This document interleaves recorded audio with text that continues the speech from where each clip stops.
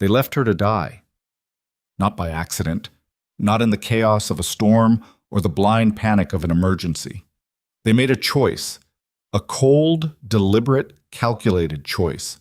While she was 50 yards away in the trees, her back bent under 60 pounds of firewood, her bad hip burning with every step through the snow.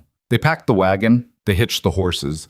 They looked at the trail ahead, and then they looked at each other, and not one of them, not her father, not her mother, not her brothers who had eaten the meals she cooked and worn the clothes she mended for years, not one of them said, "Wait, we can't leave without her." They left anyway.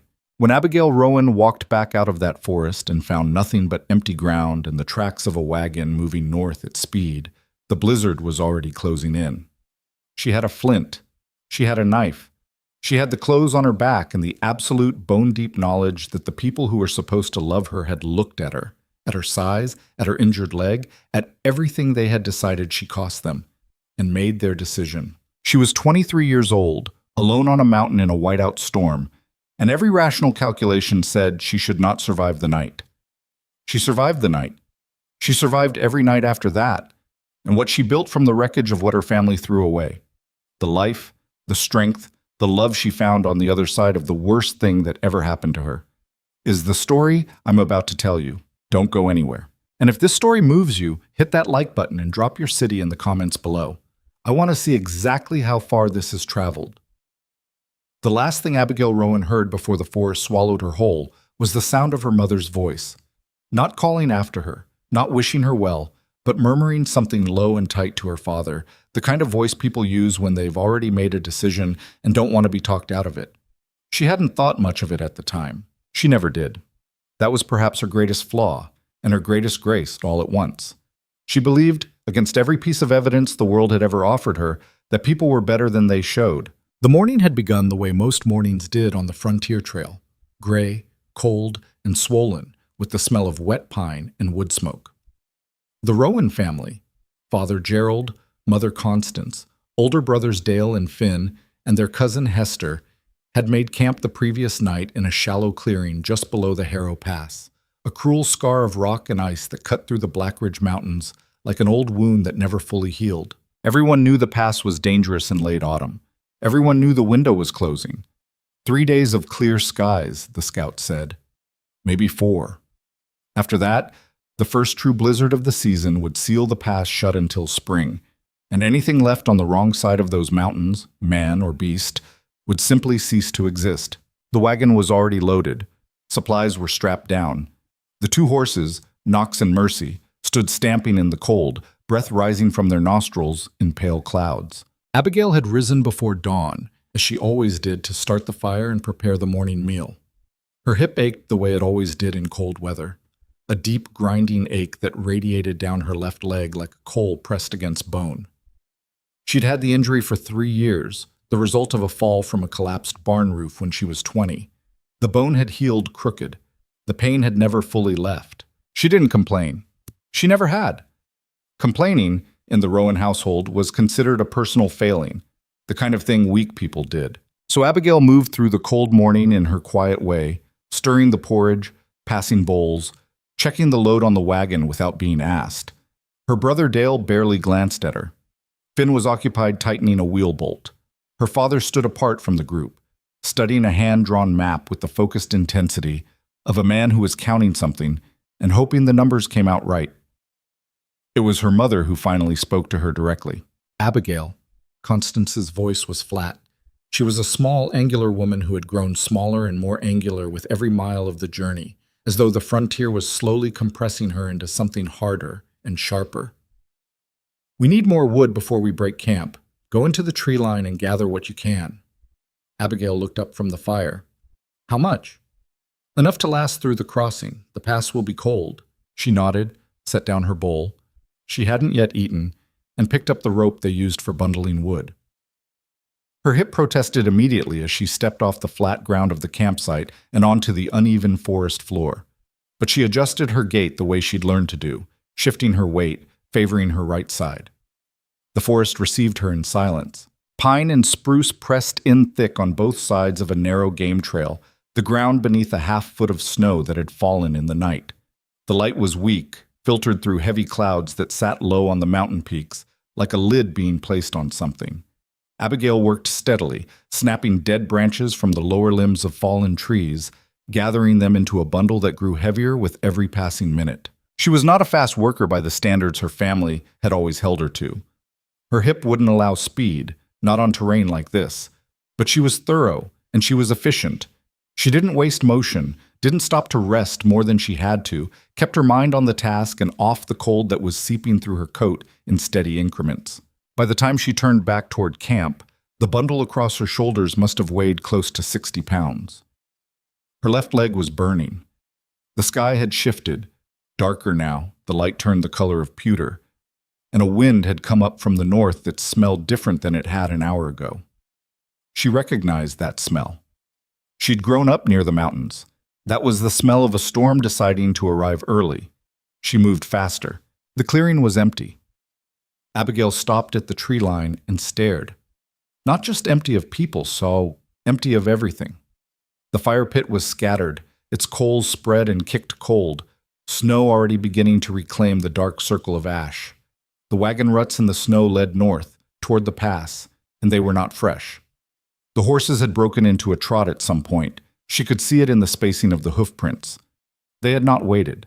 She stood very still for a long moment. The bundle of wood was still on her shoulders. She didn't drop it. Some instinct, some older, quieter part of her, wouldn't let her drop it yet. They must have been worried about the weather, she thought. They moved up the trail and they're waiting at the pass entrance. She followed the tracks. For 20 minutes, she walked as fast as her hip would allow, following the wagon ruts north through the thinning trees toward the rocky approach of the Harrow Pass. The wind came in harder now, beginning to drive snow sideways. Her breath came in short, labored pulls. The bundle dragged at her spine and shoulders, but she didn't put it down. She didn't put it down because she was afraid of what it would mean if she did. The pass entrance was a narrow channel between two massive granite faces, maybe 15 feet wide at its broadest point. She could see the wagon tracks going through it without hesitation. Not slowing, not stopping. She stood in the entrance and looked ahead into the gray throat of the mountain, and she finally understood. There was no one waiting. They hadn't moved ahead to wait at a safe point. They hadn't sent someone back to walk with her. The tracks were hours old. They had packed up camp while she was deep in the trees, hitched the horses, and gone. They had left her. The wood bundle dropped from her shoulders into the snow. Abigail stood in the howling entrance of the Harrow Pass and felt something move through her that she didn't have a name for. Not grief, not yet. Not rage, though that was there too, banked low and hot beneath everything else. What she felt in that first long moment was something closer to clarity, a sudden, terrible understanding of something she had perhaps always known but refused to look at directly. She was, to her family, a liability. She always had been. Her size. She had always been a large woman, broad-shouldered and full-figured in a way that her mother called unfortunate, and her brothers called other things when they thought she couldn't hear, had been a source of constant friction on the trail. The weight limits on the wagon had been cited often. Her hip had been cited more often. She slowed the group. She ate her share of the food. She required accommodation that no one else required. She had known all of this. She had tried, in her quiet, thorough way, to compensate, working harder, eating less, asking for nothing. She had convinced herself that it was enough. It hadn't been enough. It had never been enough. And now she was standing alone in a mountain pass with a blizzard 20 minutes away, wearing a coat that wasn't warm enough for this temperature, carrying a flint, a hunting knife, and nothing else. She pressed her hand flat against the cold granite face of the pass wall and breathed. Think, she told herself. Think right now and don't stop thinking. She couldn't follow them through the pass. Even if she could cover the distance, and with her hip in its current state, in this weather, she could not. By the time she emerged on the other side, the storm would have buried the trail, and there would be no guarantee of finding shelter or the wagon. The family had made their calculation. They were not coming back. She turned around and looked at the forest behind her.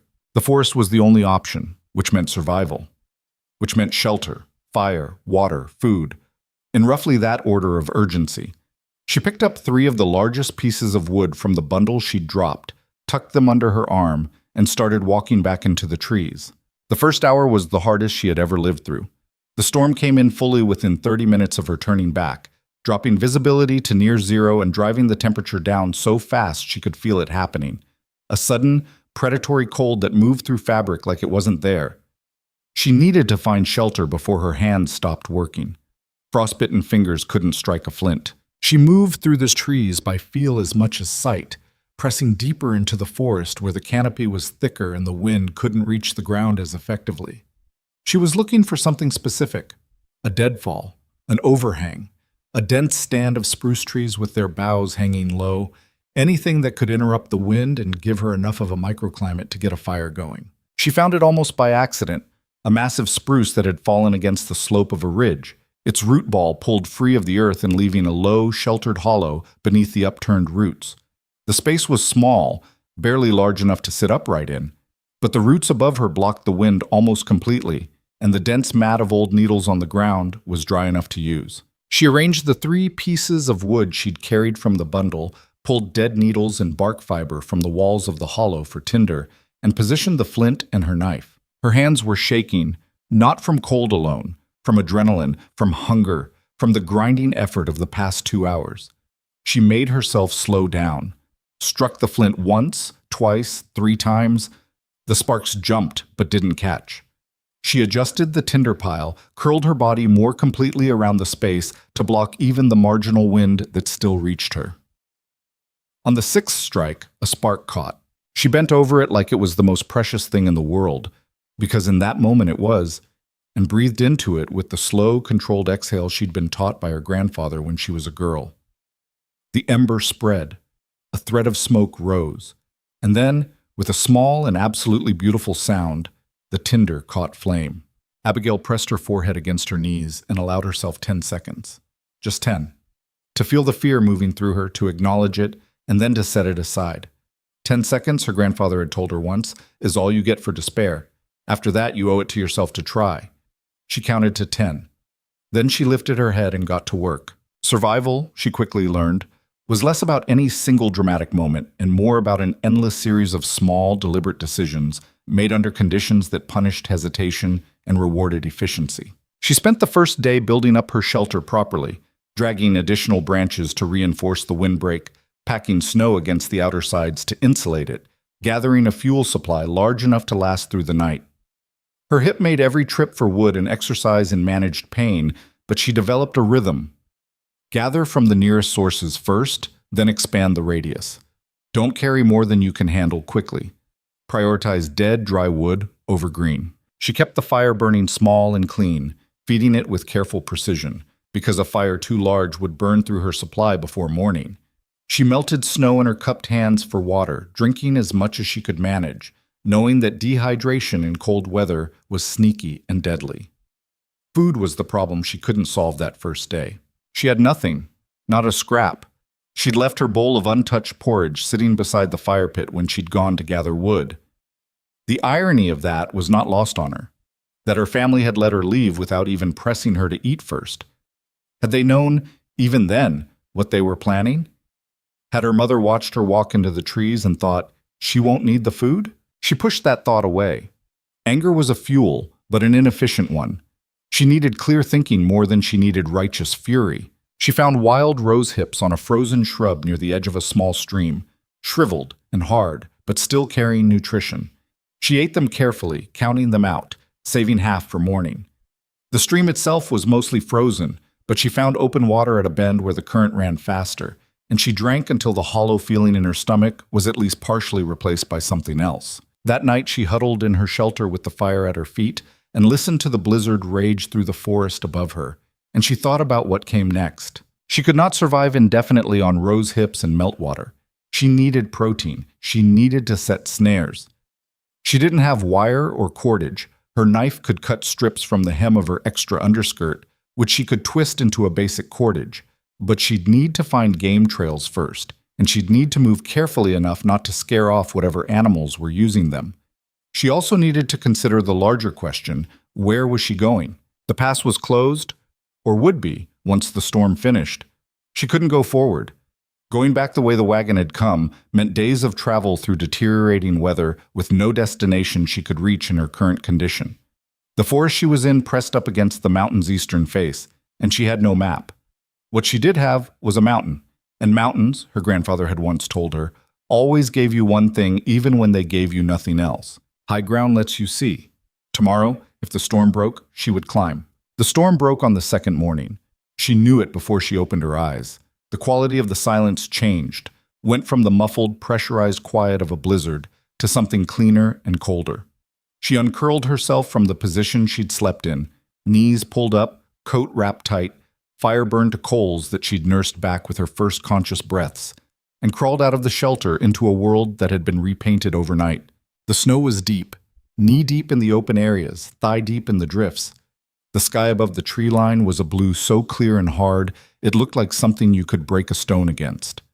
The cold was fierce, far worse than the day before, the kind of cold that came in the wake of a big storm and carried with it the serious, business-like intention of winter at full strength.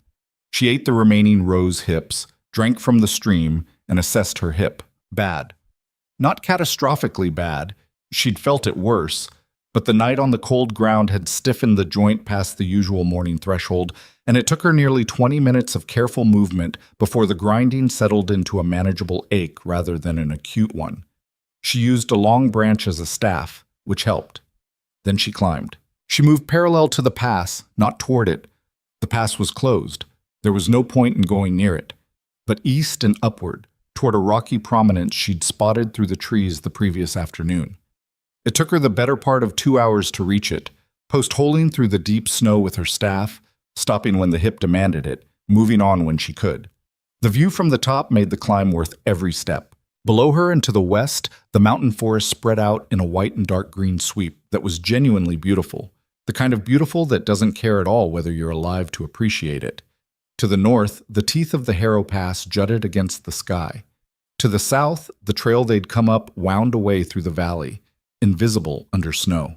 And to the east, half a mile, maybe less, tucked into the fold of a lower ridge, where the trees thinned and then gave way to a cleared space, was a column of smoke. Thin and gray, rising straight up in the windless cold of the post-storm morning. Someone was out there. Someone with a fire. Someone alive. Abigail stood on her rocky prominence in the brutal cold of the Blackridge Mountains and looked at that thin column of smoke for a long moment. Every reasonable thought she had said, that smoke is your only chance, every instinct honed by 3 years of life in a family that had just abandoned her said, people cannot be trusted. She looked at the smoke. She looked at the empty white forest between her and it. She thought about the rose hips she'd just finished, about the way her hip felt, about the temperature and the length of the day and the fact that she'd had nothing substantial to eat in 36 hours. All right, she said aloud, to no one, to the mountain, to whatever was listening. And she started down toward the smoke. She lost sight of it twice in the trees and had to stop and reorient herself, triangulating from the shape of the ridge above and the angle of the sun, low and pale, moving south in the winter sky. The snow was exhausting to move through. Every step with her left leg cost her twice what it cost her right, and by the time the trees began to thin and the cleared ground came into view, she was operating on something beyond ordinary endurance, something quieter and more stubborn. The cabin resolved itself from the landscape slowly, the way things do in a white winter. Edges first, then angles, then the full shape of it, a low, heavy structure built from dark timber, its roof loaded with 2 feet of fresh snow, a single window on the south face throwing out a rectangle of yellow light. A woodpile taller than the cabin itself stood against one wall, animal pelts on a drying rack, the tracks of heavy boots in the snow near the door. Someone was home. She was 20 yards away when the door opened. The man who stepped out was large, not merely tall, but built with a density that suggested he'd been shaped by a long time doing hard physical work in a place that had no tolerance for weakness. He was perhaps 35, though the beard and the weathering made it difficult to be certain. He wore a heavy coat and carried an axe, and he stopped dead when he saw her. They looked at each other across 20 yards of snow. "I'm not a threat," Abigail said. Her voice came out steadier than she expected. "I was abandoned by my travel party 2 days ago. I have a flint and a knife. I've eaten approximately 38 rose hips in the past day and a half. I'm asking for help." The man said nothing. He looked at her the way a person looks at something they aren't sure is actually there, with a narrow, assessing squint that took in her coat, her staff, the way she was holding her left side. "My family left me behind," she said. "I'm not dangerous, and I'm not asking for charity. I'll work for what I need." A long silence. The cold pressed in from all sides. Then the man stepped back and held the door open. "Come in, then," he said. His voice was rough from disuse, like a hinge that hadn't been oiled in a long time. "Before you freeze on my doorstep." Abigail crossed the remaining 20 yards with her eyes forward and her spine straight, because she had decided, somewhere in the past 2 days, that she was done letting people see her struggle unless it was absolutely unavoidable. She stepped through the door into the warmth, and the cabin closed around her like a hand. She had survived. Whatever came next, she had survived. The warmth hit her like a physical thing, not the gentle warmth of a well-kept parlor, but the dense animal warmth of a space that had been heated by necessity for a very long time, soaked into the timber walls and the packed earth floor until the cabin itself seemed to radiate it. Abigail stood just inside the door and felt her body respond to it involuntarily. Muscles she hadn't realized were locked solid beginning to unknot all at once, a trembling moving through her legs that she couldn't stop and didn't try to. The man, she didn't know his name yet, had already moved to the far side of the single room, setting his axe against the wall and turning to look at her with that same narrow, measuring expression he'd worn outside. He didn't offer his hand. He didn't gesture to a chair. He simply stood and watched while she took in the space. It was spare to the point of austerity. A stone fireplace dominated the north wall, burning a fire that was serious and functional rather than generous, built for heat efficiency, she noted, not for comfort. A plank table, 2 chairs of unequal height, a sleeping platform against the east wall with a single wool blanket folded across it, iron hooks along one wall holding coats, a leather pack, coils of rope and wire, shelves above the fireplace holding perhaps a dozen tins and sealed clay jars, a small stack of books on the floor beside the sleeping platform. The only thing in the room that suggested the man living here had any interior life beyond the purely practical. "Sit," he said, nodding at the taller of the 2 chairs. "Before your legs go." She sat. The chair was solid beneath her, and she was grateful for it in a way that was almost embarrassing. He pulled a tin pot from the shelf, packed it with snow from a bucket near the door, and set it on the iron grate above the fire without asking her anything further. His movements were economical in the way of someone who has lived alone long enough that every action has been stripped of all unnecessary components. "How long were you out?" he asked, not looking at her. 2 nights, 2 full days. He glanced at her over his shoulder at that. Something shifted in his expression. Not quite surprise, but a recalibration of whatever assessment he'd been making. "What did you eat?" "Rose hips, water from the creek east of the pass approach." He turned back to the fire. "You found the bend in the creek?" "Where the current keeps it open. Yes." A pause. "Most people don't think to look for that." "Most people," Abigail said quietly, "haven't had 2 days to think about nothing else." He didn't respond to that. The snow in the pot began to melt. He added dried meat from one of the tins, dark strips of something she couldn't identify, and a handful of what looked like dried mushrooms, and after a moment he added a pinch of something from a small cloth pouch. The smell that rose was plain but deeply savory, and Abigail's stomach responded with an urgency that she hoped wasn't audible. When he handed her the cup, she wrapped both hands around it and made herself drink slowly. The broth was thin but rich with something, mineral and warming. She felt it moving through her with almost immediate effect, the way food finds you when you've been without it long enough. The man sat in the shorter chair across the table and watched her drink with the patient, evaluative stillness of someone accustomed to reading conditions rather than people. "Silas Granger," he said finally. She looked up. "Abigail Rowan."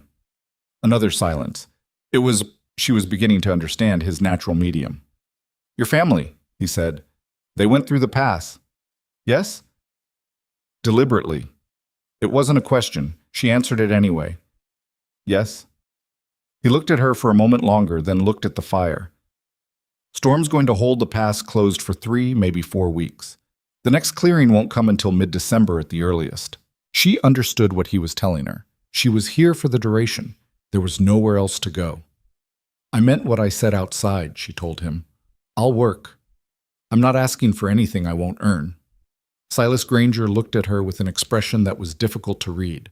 Not unkind, but deeply skeptical in a way that had nothing to do with her specifically and everything to do with people in general. We'll see, he said. And that was the end of the conversation for the evening. She slept on the floor near the fire, wrapped in her coat with a folded canvas he produced from a chest without comment.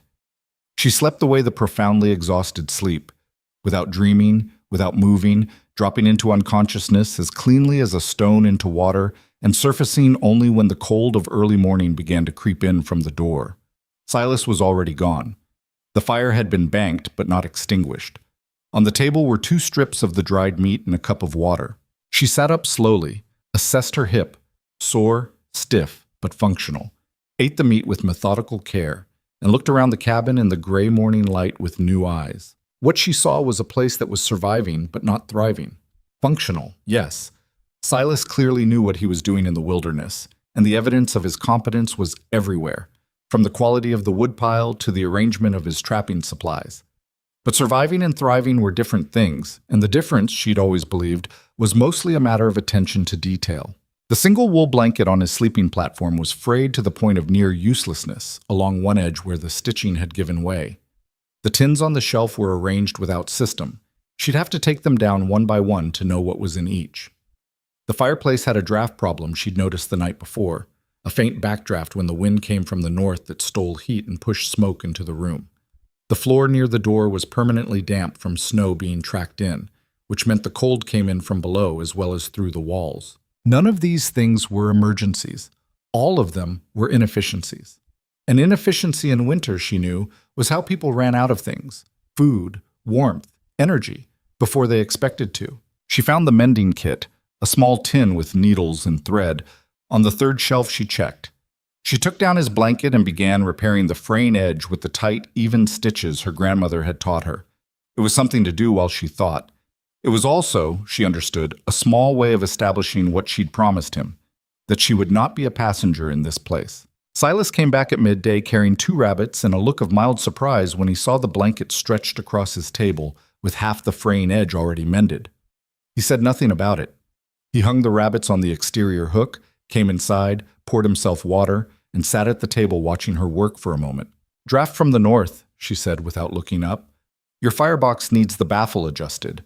There's a gap on the left side where the mortar's cracked. I can see it from here. If you have lime and ash, I can mix a patch. He was quiet for a moment. There's lime in the small crock on the bottom shelf, behind the salt. She finished the row of stitches and looked up. Thank you. He looked at her for a moment longer than was comfortable, then looked away. I'll skin the rabbits, he said. You can do what you want with them after. What she did with them was stretch them considerably further than he expected. She found wild onion beneath the snow along the south side of the cabin. She'd spotted the dried stems poking through while she'd been gathering snow for water, and dug up enough bulbs to flavor the pot. She rationed the dried mushrooms he had on the shelf, using half what she might have used otherwise, knowing instinctively that supply management was as important as cooking. She made a broth from the bones before they were discarded, reducing it down to a dark, concentrated liquid she sealed in a clean tin for the next day. From the remaining meat she made 2 portions, giving Silas the larger one without comment. He ate in silence, in his usual way. But she noticed he ate the entire bowl without setting any aside, which told her something about the quality of what he'd been eating before she arrived. When he finished, he sat for a moment looking at the fire. Then he said without turning, "That's the best meal I've had in about 8 months." It was not a compliment delivered easily, from a man who did not deliver compliments easily. Abigail felt something warm move through her that had nothing to do with the fire. "The onions helped," she said simply. "I've been walking past those onions for 3 winters," he said. "Didn't know they were there." The days built on each other slowly, the way trust builds. Not in grand gestures, but in accumulated small ones, each one adding to the next until the structure has more weight than any individual piece. Silas left each morning before first light to check his trapline, which covered an ambitious circuit of the forest to the east and south of the cabin. He returned by mid-afternoon, processed whatever he'd caught, and spent the remaining daylight on the endless maintenance work that a winter cabin required, splitting and stacking wood, checking the roof for ice buildup, tending the horses. He had one, a sturdy dark mare named Colt, which Abigail found deeply amusing and did not comment on, and preparing his equipment for the next day. He was a man who had built his life around efficiency and solitude, and the two things had reinforced each other until they were practically indistinguishable. He didn't waste words because he had no one to waste them on. He didn't maintain comforts because there had been no one to share them with. The cabin was functional the way a tool is functional, designed for a single purpose, stripped of anything that didn't serve that purpose directly. Abigail worked on everything he didn't. She repaired the baffle in the firebox with a lime and ash mixture that dried hard overnight, and the difference in the cabin's warmth the following day was immediate and measurable. Silas noticed it, she could see, though he didn't say anything until the third day, when he finally remarked in his oblique way, "Room holds heat better." "The baffle," she confirmed. She reorganized the supply shelf by category and frequency of use, marking the tins with small symbols scratched into the lids with the tip of her knife so they could be identified at a glance. She found that 2 of the tins she'd assumed were food were actually duplicates of equipment, extra flints and a spare striker, and relocated them to the tool section of the shelf, freeing up food space and clarifying what their actual provisions looked like. What they looked like was enough, if managed carefully. Not comfortable, but enough. The trapline, under Silas's experienced management, produced a steady if modest supply of rabbit, squirrel, and occasionally something larger. The preserved supplies on the shelf would stretch, she estimated, to late February if she was deliberate about them. The real gap was variety. The nutritional monotony of a winter diet in the mountains was its own quiet danger, the thing that wore people down not through starvation, but through the slow depletion of things the body needed that dried meat and stored grain couldn't fully supply. She addressed this the way she addressed every problem, practically, incrementally, without drama. She found pine needles and made a tea from them that she pressed on Silas every morning with a firmness that clearly surprised him, given that no one had pressed anything on him in a very long time. "It prevents the winter sickness," she explained, the first time he looked at it with the expression of a man being asked to do something he found undignified. "The needles have something in them. My grandfather swore by it." He drank it.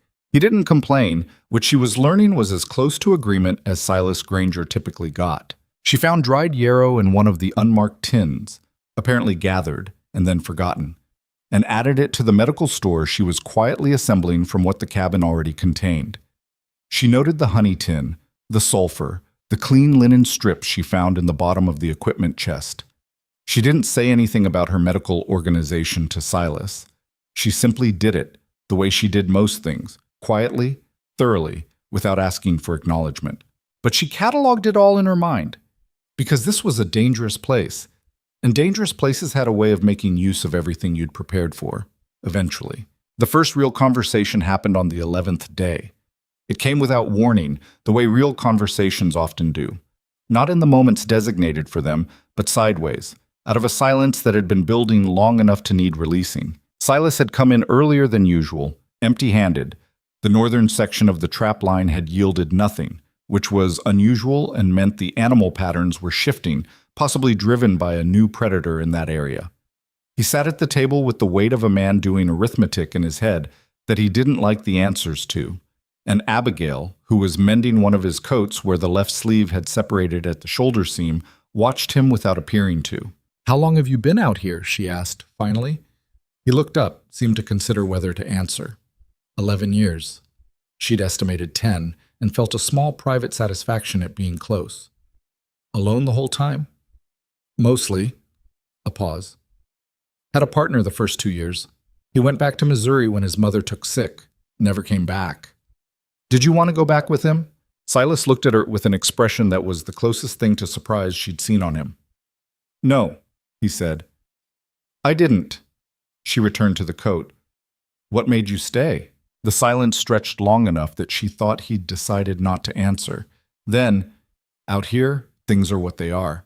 Storm is a storm, cold is cold. Animals hungry or it's not." He paused again, and she had the impression he was saying things he'd thought many times but never said aloud. "People back east, they say one thing and do another. smile at you, and mean something else entirely. Out here, there's no room for that. Things are honest. Abigail kept her eyes on her stitching. People aren't always dishonest, she said carefully. In my experience, your experience is a sample of one man in one place over 11 years, she said, without heat, without apology. Mine is different, but I'll grant you that dishonesty is, she chose the word carefully, common enough to plan around. He looked at her for a moment. Something in his expression had shifted slightly, the way a door shifts when someone tries the handle from the other side, not opening, but acknowledging the pressure. Your family, he said.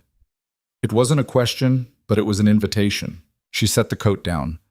My father decided I was a burden the day I injured my hip. My mother agreed with him as she agreed with everything he said. My brothers didn't disagree because disagreeing with my father cost more than it was worth to them. She kept her voice level. They're not monsters. They're people who made a calculation and decided I didn't add up to enough. And that doesn't... Silas stopped. Make me angry? She picked the coat back up. Oh, it does. Quite a lot, actually. But anger is expensive out here, and I can't afford it. He was quiet for a long moment. Outside, the wind moved through the trees with a sound like breathing. You're not what I expected, he said finally. When I saw you coming across the snow. What did you expect? He seemed to think about it honestly. Someone broken, he said. 3 days alone in those conditions, with that leg. I expected someone who'd given up inside, even if they were still moving. Abigail looked at him. What did you find instead? He held her gaze for a moment, then looked at the fire. Someone who was angry enough to keep moving, he said, which is different. She smiled at that. A real smile, small and private. My grandfather would have said the same thing. She learned his rhythms the way you learn the rhythms of a place you've decided to understand.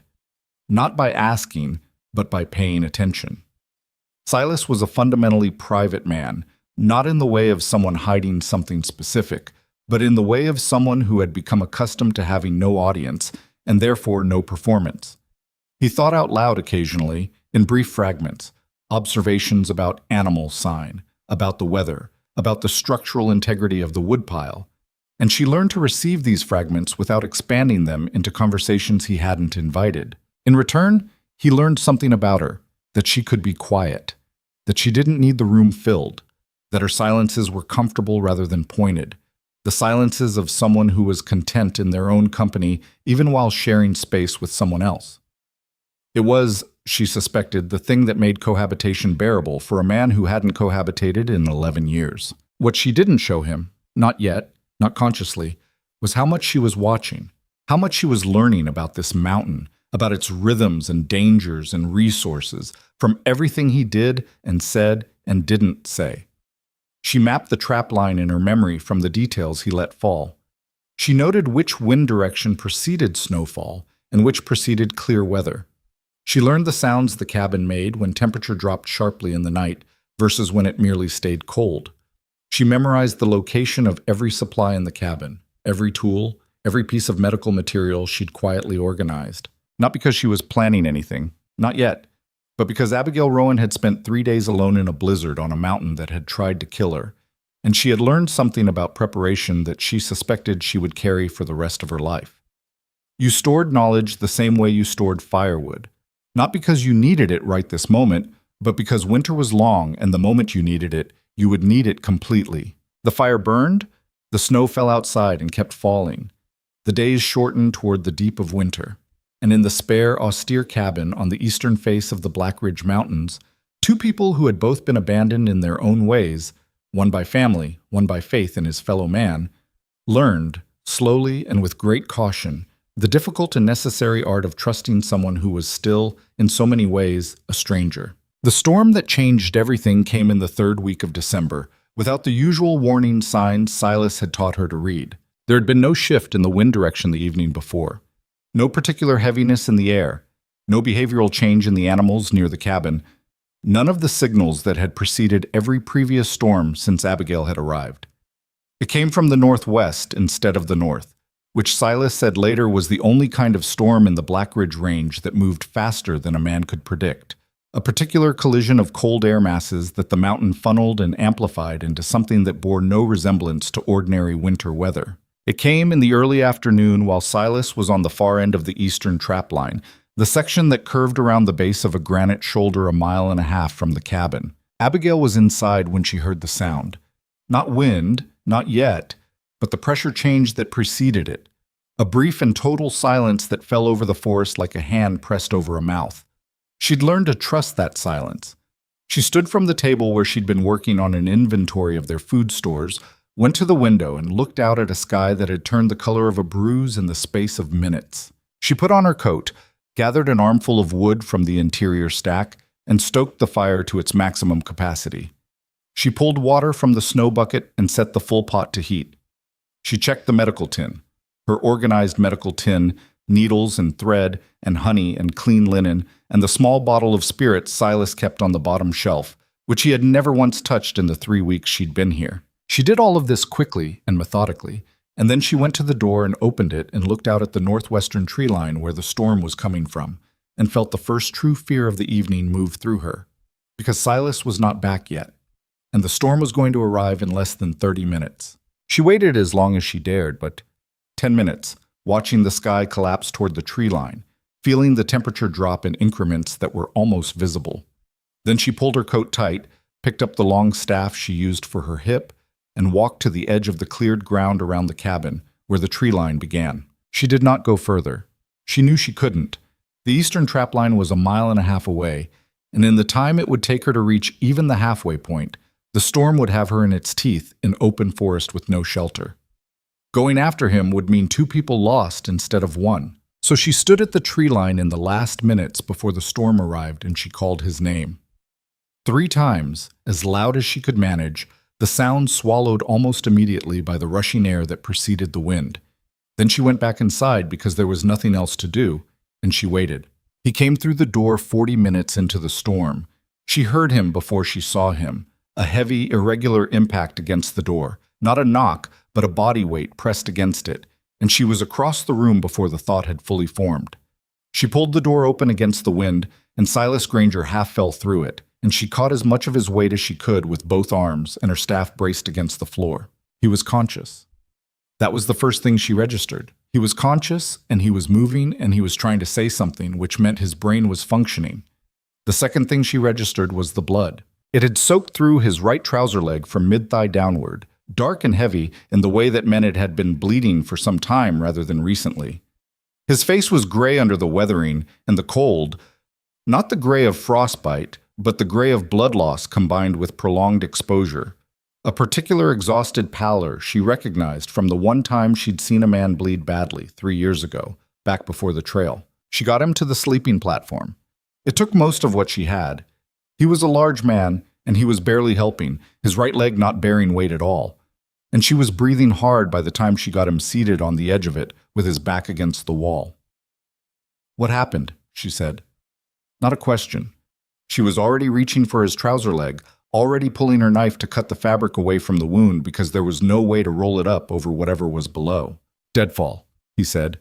His voice was flat with controlled pain. Brace gave way. Whole section came down. A pause, through which she could hear him managing his breathing. Took a branch through the leg, pulled it out. She cut the fabric away and looked. The wound was bad. A puncture rather than a slash, which was in some ways worse. The branch had gone in at an angle on the outer thigh, and the hole it left was deep and ragged and had been bleeding without compression for the better part of an hour. It was not arterial. She checked that first, looking for the bright pulsing red that would have meant he had minutes rather than hours. But it was serious, and it was dirty, and left untreated through the night, she knew without having to reason it through, it would become infected. In these temperatures, in this isolation, infection here was a death sentence. "I need to clean this," she said. She was pulling the medical tin from the shelf before she'd finished the sentence. "And stitch it. I've done it before, on a horse, not a person, but the principle is the same. I'm telling you now so you can argue with me before I start rather than during."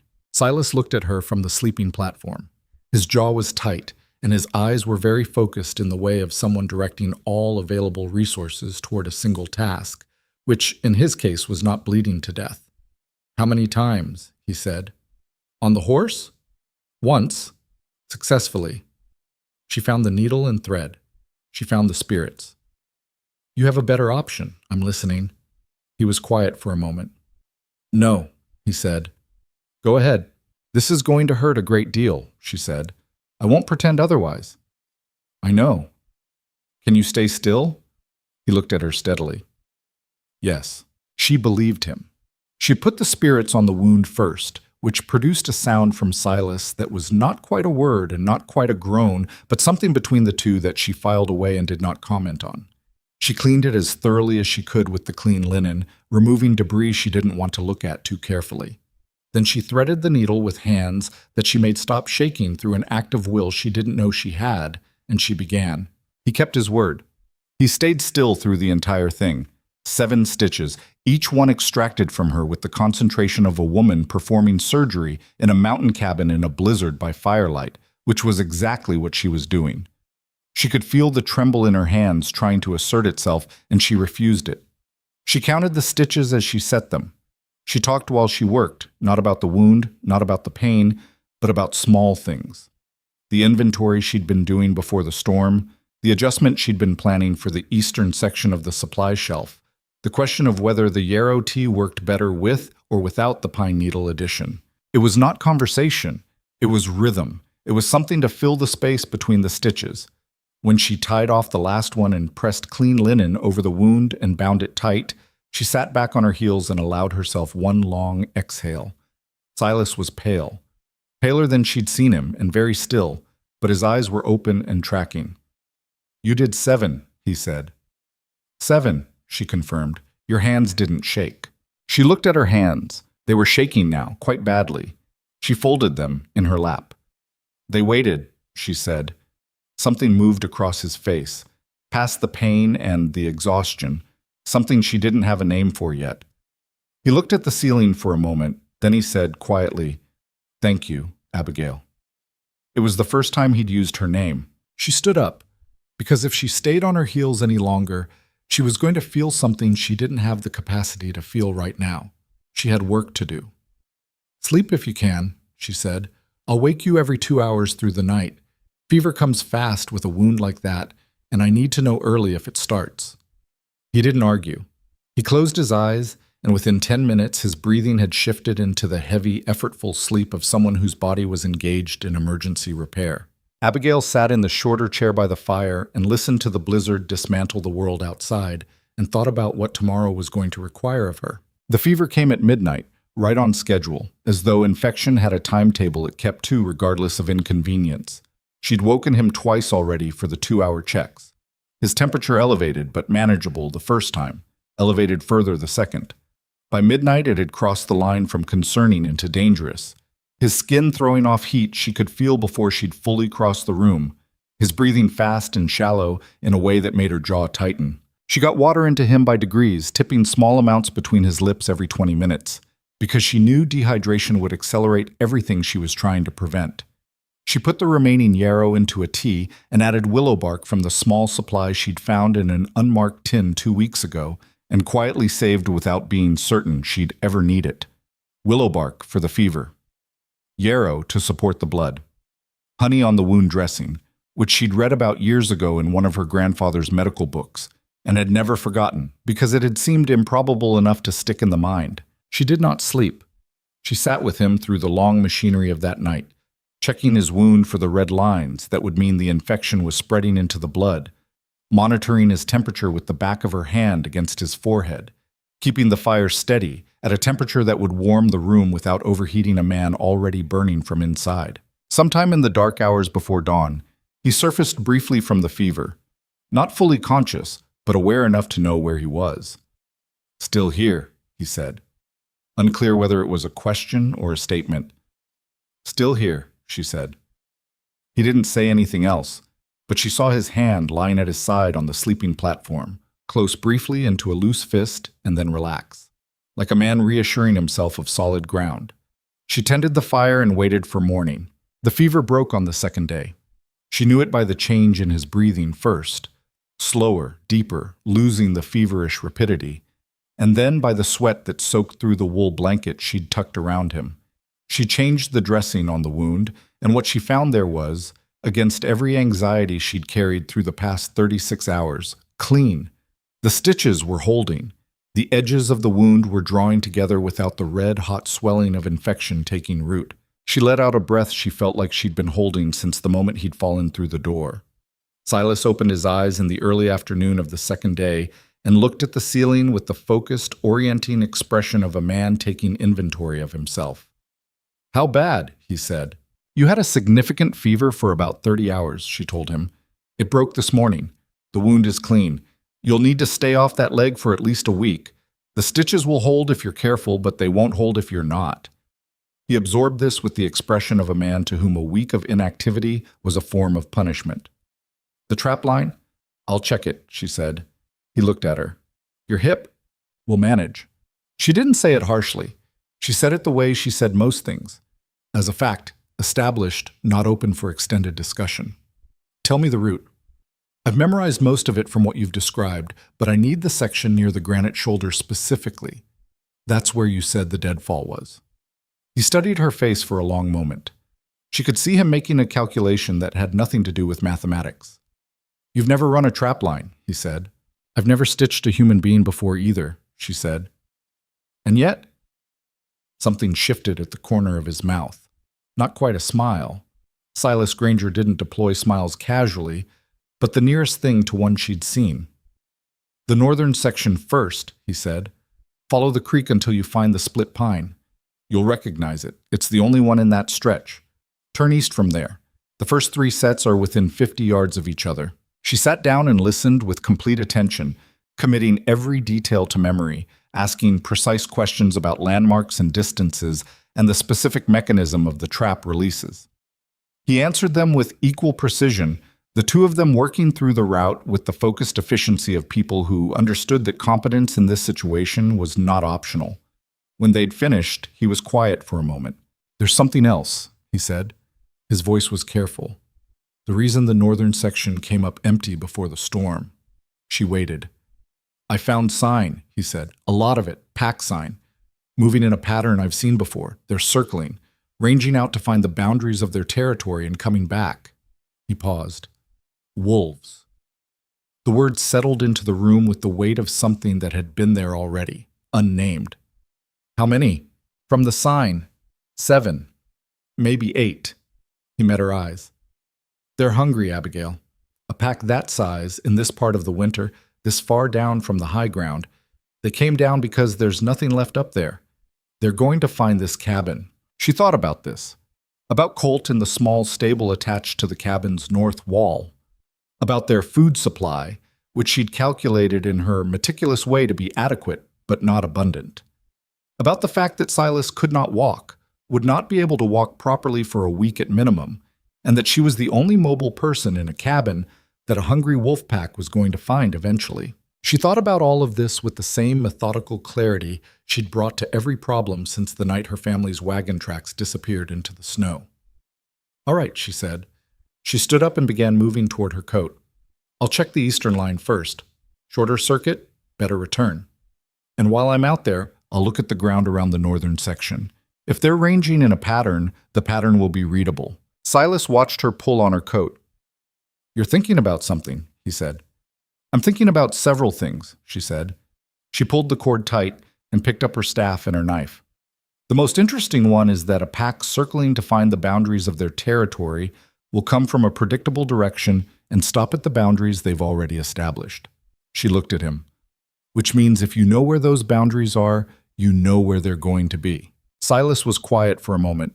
"You're thinking about using the trap line against them." "I'm thinking," she said carefully, "that 7 hungry wolves coming at a cabin from an established angle on a predictable schedule are 7 problems that can be managed if you don't wait for them to arrive on their own terms." He looked at her with that expression she was coming to know, the one that recalibrated itself slightly every time she said something he hadn't anticipated. "Be careful on the granite shoulder," he said finally. "The deadfall section is unstable. Go around the south side." She nodded. "I'll be back before dark." "Abigail!" His voice stopped her at the door. She turned. He was looking at her from the sleeping platform with an expression she couldn't fully parse. Something between concern and something older, something that had been a long time gathering. The wolves. If you see the pack, you come back. You don't engage. Not alone. She looked at him for a moment. I know, she said. She went out into the cold, pulling the door closed behind her, and stood for a moment in the sharp winter air listening to the silence of the forest. The storm had passed. The snow was deep and clean, and the sky was the hard, pale blue of deep winter. And somewhere in the trees to the north, 8 hungry wolves were tracing the boundaries of a territory that included one small cabin and everything in it. Her hip ached. Her body was tired in ways that had become so familiar they almost didn't register anymore. She had slept perhaps 6 hours in the past 2 days, eaten less than she should have, spent the better part of 2 nights watching a man's fever with the focused attention of someone who understood that the line between sufficient and insufficient care in a situation like this was very thin. She adjusted her grip on her staff and started north along the tree line, her tracks the only marks in the unbroken white. The forest received her in its usual silence. She moved through it with the careful, unhurried efficiency she had developed over the past 3 weeks. Not fast, because fast wasn't possible with her hip on terrain like this, but steady and attentive, reading the ground the way Silas had been teaching her to read it without meaning to, through everything he'd let fall in conversation and through her own accumulated observation. She found wolf sign within 100 yards of the northern trap line. Fresh tracks in the snow, large, deep-pressed, the overlapping patterns of a pack moving in loose formation. She crouched over them, ignoring the protest of her hip, and studied the direction of travel. They'd come down from the northwest, moved southeast along the line of the trees, and turned back at a point that corresponded almost exactly with what Silas had described. They were mapping the boundary. She stood and looked north along the tree line and thought about angles and distances, and the way a hungry animal's behavior became predictable precisely because hunger narrowed options. Then she began, carefully, methodically, to form a plan. Not a plan born from desperation or fear, though both of those were present, and she was honest enough to acknowledge them. A plan born from the same thing that had gotten her out of a blizzard with a flint and 38 rose hips. The understanding that in any situation where the variables were against you, the only thing you could control was how you used the ones that weren't. The wolves had hunger and numbers and darkness on their side. They had pattern. They had the assumption that the thing in the cabin was waiting for them. She had time, barely. She had knowledge of the terrain. She had a trapline and a man who had taught her, without intending to, everything she needed to know about how animals moved through this particular forest. And she had the one advantage that hunger always gave away without meaning to, predictability. She turned and walked back toward the cabin, her staff marking a steady rhythm in the snow, her mind running clean and fast through the structure of what she was building. The wolves were coming. She knew that now with the certainty of something read in the ground rather than merely feared. The only question was whether they arrived on their terms or on hers. She intended, with everything she had left, to make it hers. She laid out the plan to Silas that evening by firelight, drawing it in the ash on the hearthstone with the tip of her knife, the way she'd seen her grandfather draw field layouts when he was planning something that had to go right the first time. He listened without interrupting, which she had learned was his way of indicating genuine attention rather than polite tolerance. His leg was elevated on the folded canvas, the wound dressing changed an hour ago and holding clean. The color in his face improved enough from the day before that she'd allowed herself to stop monitoring his breathing every 20 minutes and simply watch him think instead. She showed him the boundary line she'd identified from the wolf sign, the arc they'd been traveling, the points where they'd turned back, the gap in the northwestern tree line where the tracks were densest and the snow most disturbed. "They're coming from here," she said, marking the point. "They've established this as their entry corridor. They'll use it again because it worked. No threat, no resistance, good approach cover." "That's the draw between the 2 ridges," Silas said. He was leaning forward despite the leg, elbows on his knees, studying the hearthstone with the focused expression of a man who understood terrain the way other men understood mathematics. "Funnels the wind south. They're scent-checking the cabin from there." "Which means they already know exactly what's here," she said. "They know about Colt. They've probably smelled the stored meat. They'll come at night." "Yes, tonight or tomorrow. They've been circling for at least 3 days, based on what you said about the northern section. That's a pack that's made a decision. She set the knife down. Which means I need to move tomorrow at first light at the latest. Tonight, if the moon gives enough light to work by. Silas looked at the hearthstone layout for a long moment. Then he looked up at her. Walk me through the sequence. She did. She talked for 20 minutes, steady and precise, covering every element in the order she'd arranged them in her mind during the walk back from the northern line. The channel. The bait positioning. The trap reset locations she'd identified on the eastern section during the afternoon's check. The noise element, which was the most uncertain piece and the one she'd spent the most time thinking about. When she finished, Silas was quiet for a long moment. It'll work if the channel holds them, he said. If 2 or 3 break early and go around the south side. They won't! She said it with more certainty than she strictly had. Not if the bait is positioned right. Hungry animals don't go around. They go toward. The only thing that breaks that is a threat from directly ahead, and they won't know the threat is there until it's already operating. He looked at her steadily. You're betting both our lives on the predictability of 8 starving wolves.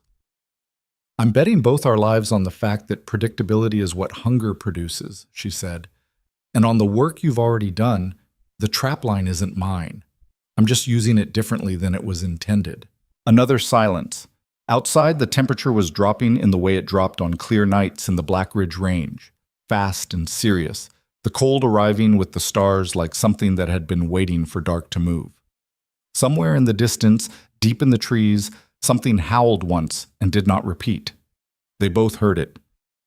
All right, Silas said. His voice was quiet and very even. Tell me what you need from me. She went out at first light.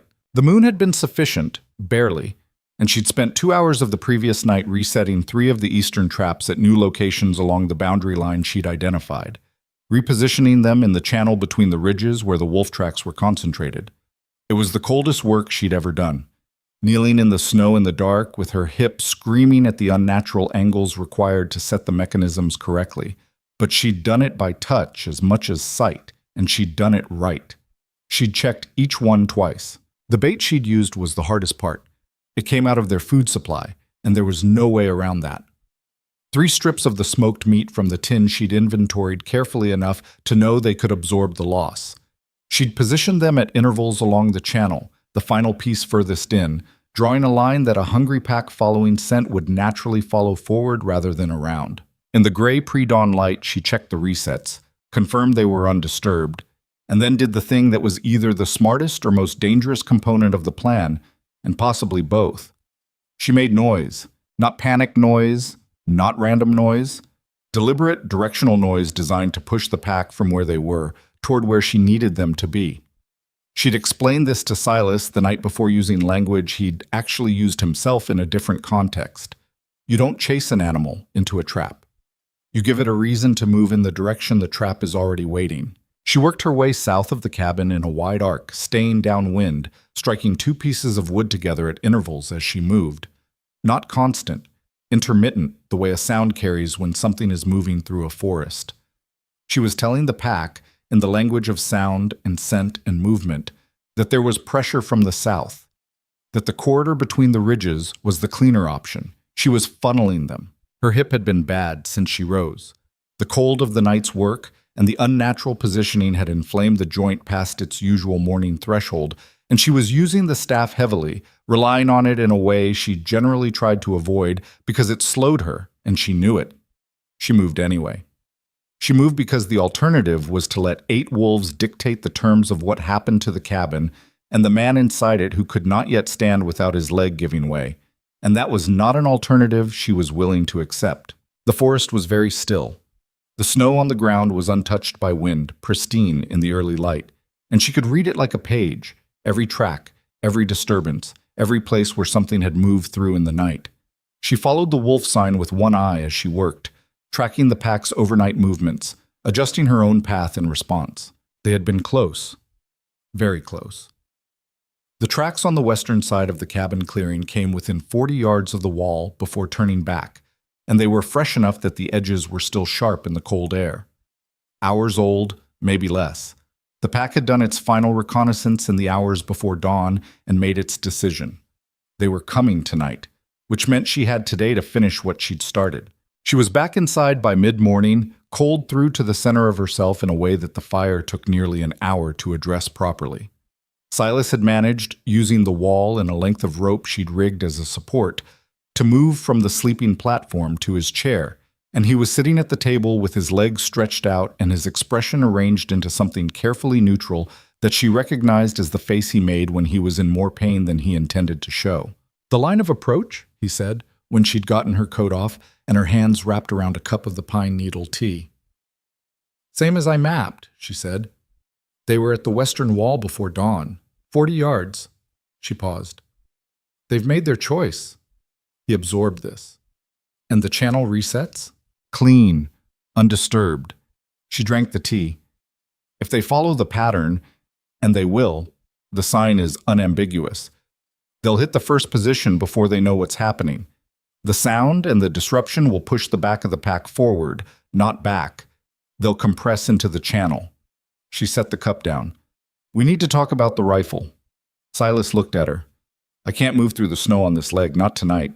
"I know," she said, "which is why I'm going to need you to be positioned at the window, and I'm going to need to trust your aim at distance in low light." He held her gaze for a moment. "My aim in low light is not the question." "I know that too," she said quietly. "The question is whether I can get them into the channel cleanly enough that you have the angle." "If you get them into the channel," he said, "the angle is there. 30 yards, maybe 35. I can work with that." She nodded. "Then we have a plan." "Abigail." His voice had something in it she didn't hear often, so something careful and deliberate, the way he spoke when he was saying something he'd thought through rather than something instinctive. "If it goes wrong out there, if the pack splits early or you can't get clear, I'll get clear," she said. "If you can't." "Silas?" She met his eyes. "I have been making decisions about how much risk my body can handle for 3 years since the day I fell off that roof and people started making those decisions for me instead." She kept her voice level and her eyes steady. "I know what I can do. I know what I can't. Trust me the same way I trusted you when I walked across that snow toward a stranger's cabin." He was quiet for a long moment. Something moved in his face, past the concern, past the calculation, into something quieter and more fundamental. "All right," he said. "I trust you." The wolves came at the 4th hour of night, in the deep cold that settled into the Black Ridge forest somewhere between midnight and 3 in the morning, when the temperature found its lowest point and everything went very still. Abigail heard them before she saw them. A soft compression in the snow, barely audible, the sound of large bodies moving with the deliberate quiet of predators who believed they were the only thing in the forest paying attention. She was positioned east of the channel, 20 yards back in the trees, pressed against the base of a spruce with her staff across her knees and her breath coming in slow, careful increments that she released downward and sideways, away from the wind. She had a torch, unlit, sitting in the snow beside her right hand, and a length of the twisted cordage she'd made weeks ago from her underskirt hem, now serving a different purpose than snares. A noisemaker, loaded with 3 tin cups from the cabin's shelf. Crude. Effective. She'd tested it in the afternoon. The pack came through the northwestern draw in the pattern she'd predicted. The lead animals first, moving low and fast through the compressed channel between the ridges, noses working the air. She counted shadows. 1, 2, 3, 4 in the channel itself, 2 more hanging at the edges, and she was searching for the 7th and 8th when the first wolf hit the trap. The sound it made was immediate and shocking in the night silence, a yelp that carried through the cold air like a crack in glass. And the effect on the pack was exactly what she'd anticipated and feared equally. They didn't scatter. They compressed. The rear animals pushed forward toward the sound, which was the instinct of a pack in close formation, and the front animals turned back on themselves in the channel, and for a period of approximately 4 seconds, everything she'd planned existed in perfect suspension. She lit the torch in one motion. The flint was already positioned. She'd practiced it 20 times in the afternoon, and threw the cordage and tin cups contraption in a high arc over the pack's position, and the sound it made when it landed was extraordinary. A sudden cacophony of rattling metal that hit the wolves from above and behind simultaneously with the appearance of fire to their front. They broke, but they broke forward, which was what she needed. out of the channel and into the cleared ground on the western approach, moving fast, and through the trees she could see the cabin window and the dark shape of Silas positioned there with the rifle. The first shot came clean and sure in the darkness. Then the second. She was moving laterally, staying in the trees, keeping her torch high and visible to give him the edge of light he needed to work with. The pack was in full motion now, not the coordinated hunting movement of animals in control, but the fractured reactive movement of animals that had encountered something they didn't understand from a direction they hadn't prepared for. The third shot. A pause. She counted his reload time, knew it to the second, then the fourth. 2 wolves had broken back through the draw to the north. She let them go. Running animals were not the threat. Only the ones still moving toward the cabin mattered, and by the time the 5th shot came, the dynamics in the clearing had shifted completely. The pack broke north. All remaining animals, running, vanishing into the darkness of the forest above the cabin with a speed that was almost beautiful to watch. Pure survival reflex, every ounce of predatory intention abandoned in favor of the older, deeper imperative. Silence fell over the clearing. Abigail stood in the trees with her torch burning low and her heart hitting her ribs with a force she could feel in her throat, and she counted.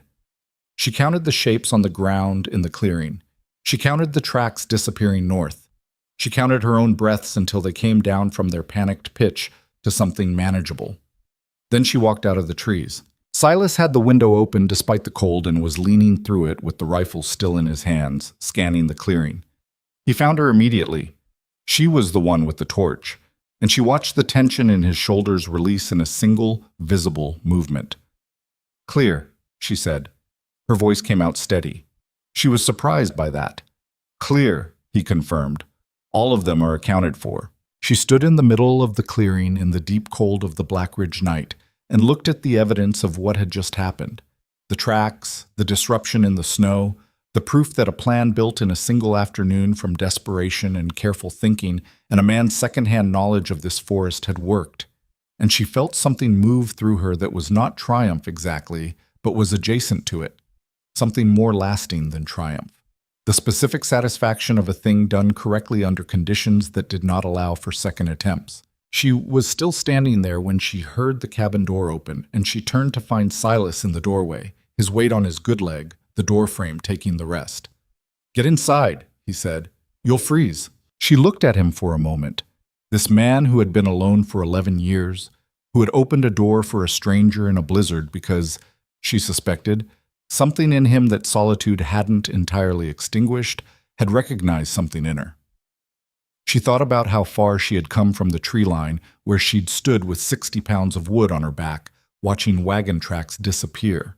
She thought about rose hips and flint strikes and the particular quality of a silence that falls over a clearing at night after something very large and very dangerous has decided to go somewhere else. "In a minute," she said. He didn't argue.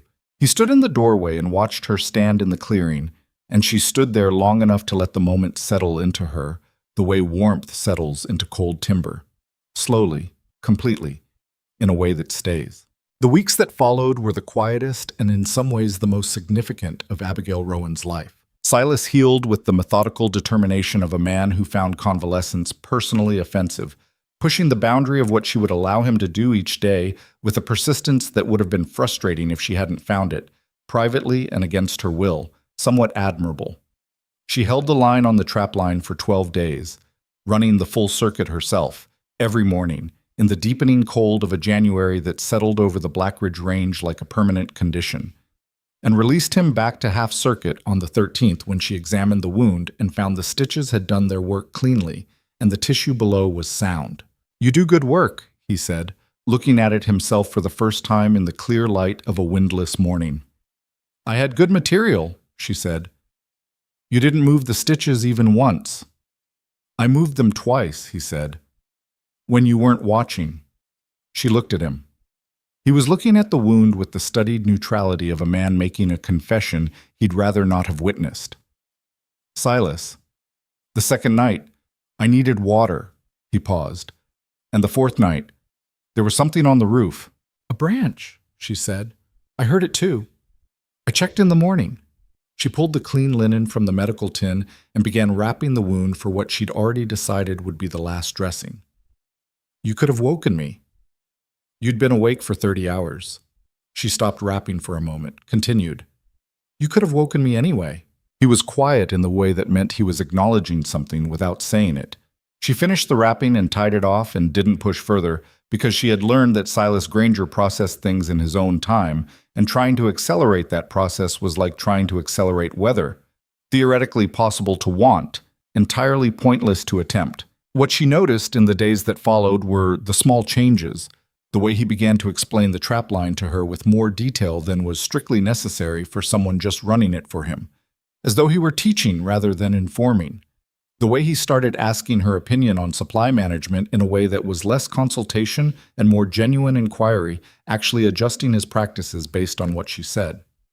The way the silences between them changed quality, became less the silences of two people coexisting carefully and more the silences of two people comfortable enough to not need to fill the air between them. She noticed these things and said nothing about them, because naming something fragile too early was how you broke it. But she thought about them in the long, quiet hours while he slept, and she maintained the fire. She thought about how strange it was that the worst thing that had ever happened to her, the morning she'd walked back from the forest with 60 pounds of wood and found an empty clearing, had brought her here, to this particular cabin, to this particular man, to this particular version of herself, the one who ran a trapline in January on a bad hip and stood in a clearing at midnight with a burning torch and held her hand steady enough to stitch a human wound because there was no one else. She thought about her family, not with the hot rage that had moved through her in the early days, that had burned down to something cooler and more permanent, the way a fire burns down to coals that hold their heat longer than the flame ever did. She thought about her father's calculations and her mother's compliance and her brother's silence, and she found that what she felt, mostly, was something close to clarity. She understood them. She did not forgive them in any simple sense, but she understood the logic, the cruel, practical frontier logic of people managing scarcity and fear. They had looked at her and seen a weight. They had been wrong, but she understood the mechanism that made them wrong. What she couldn't forgive, and didn't try to, was that they had not looked harder. On the 23rd day of January, the temperature rose for the first time in 6 weeks. Rose perceptibly, not dramatically, but enough to change the quality of the light and the texture of the snow in a way that carried information about what was eventually coming. Spring was not close, but it had become thinkable, which was its own kind of shift.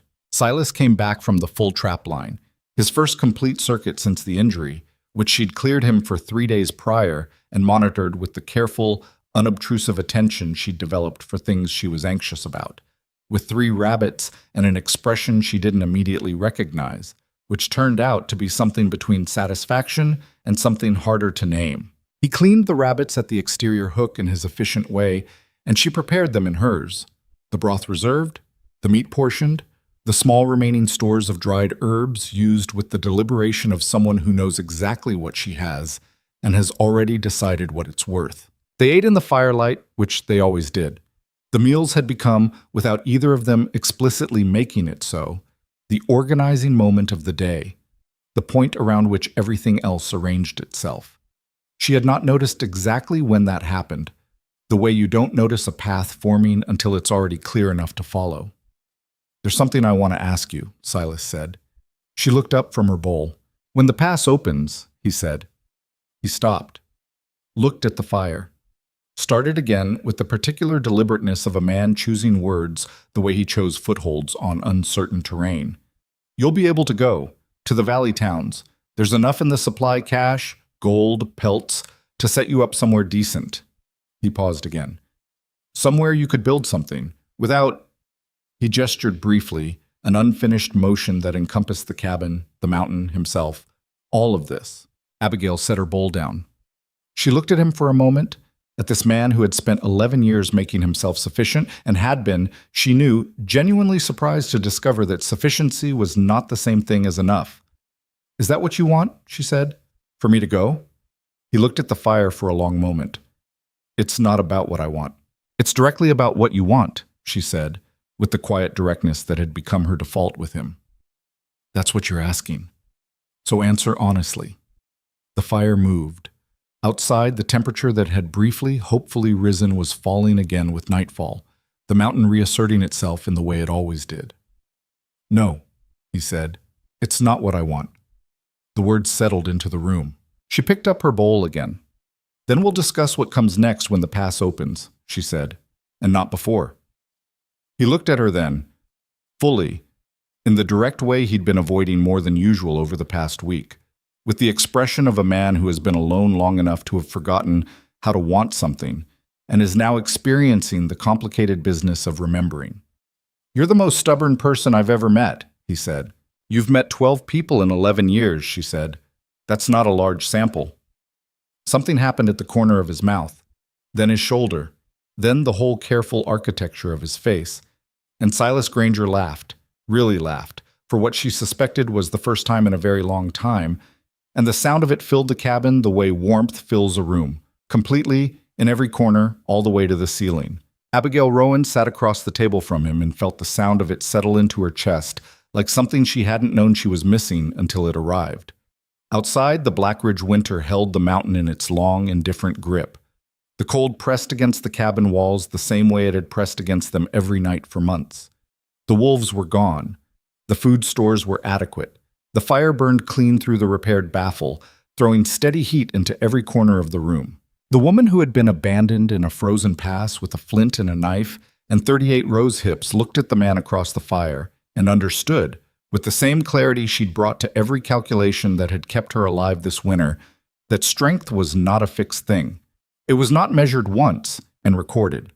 It was something you discovered in increments, each time the mountain asked you a question you hadn't expected, each time the answer you gave turned out to be better than you'd known you had in you. She had been left because someone had looked at her and seen only what she cost.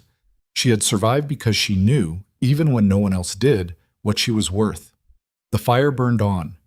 The winter moved toward its end at the pace that winters moved, unhurried, inevitable, indifferent to how anyone felt about it. And in the cabin on the eastern face of the Blackridge Mountains, for the first time in longer than either of them could clearly remember, neither person was alone. February came in the way it always did in the Blackridge Range. Not gently, not with any suggestion of the season turning, but with a final consolidating cold that seemed determined to establish, beyond any remaining doubt, exactly who was in charge of this mountain and everything on it. Abigail had stopped being intimidated by the cold sometime in January. Not because it had become less dangerous, it hadn't, but because she had learned the difference between weather that was trying to kill you and weather that was simply indifferent to whether you lived. The distinction mattered. Malice required a response. Indifference only required preparation. She prepared. Every day, in every way available to her, she prepared. The food stores that she'd calculated in December to be adequate through late February were, through her management, still holding reasonable depth in the first week of March. Not comfortable. They were past comfortable by a wide margin, into the territory of deliberate and careful, where every meal was planned 2 days in advance, and nothing was used for one purpose if it could serve two, but they were holding. That was what mattered. Silas's leg had healed to the point where he ran the full trapline daily, without the limp she'd monitored anxiously through January and into February. The scar was there, would always be there, a lateral ridge on the outer thigh that he'd probably carry another 50 years. But the tissue had knitted cleanly, and she'd taken the last of her improvised stitches out on a cold morning in early February while he sat at the table with his usual expression of determined unconcern, and she worked with the careful hands of someone who understood that the quality of this moment was the final accounting of every decision she'd made the night he fell through the door. "Clean," she'd said, setting the last thread aside. He'd looked down at it. "You were right about the honey." "My grandfather was right about the honey," she'd said. "I just remembered it." "Same thing," he'd said, and she'd found to her own mild surprise that she agreed. The conversation they'd half begun in January, the one about the pass opening, about what came next, did not come up again directly for a long time. It existed between them the way certain things exist between two people who have been through something together, not forgotten, not avoided, but set aside by mutual unspoken agreement until the conditions were right for it. Until winter had said what it had to say, and they could think about spring without it feeling presumptuous. What happened instead was that they talked about other things, and through those other things, the larger question answered itself gradually, the way most important things do. Silas began describing the property in detail one evening, not as a declaration of anything, but in the way of a man working through something practical and finding he wanted a second mind on it. The eastern tree line was the natural boundary of the cleared ground, he said, but 50 yards further east the terrain leveled off into a long, flat shelf of ground that caught the morning sun from the south-facing ridge above it, protected from the north wind by the granite shoulder. Good drainage, he thought. The snow melted off it first every spring. He'd thought about it over the years, about what that ground might do if it was worked. Abigail had her bowl in her hands, and she was listening with the particular quality of attention she brought to things that mattered. "How long is the shelf?" she asked. 80 feet, maybe 90, 40 wide. "That's enough for a serious kitchen garden," she said. "Enough for root vegetables and the hardier greens. You'd need to test the soil depth before you planned anything permanent.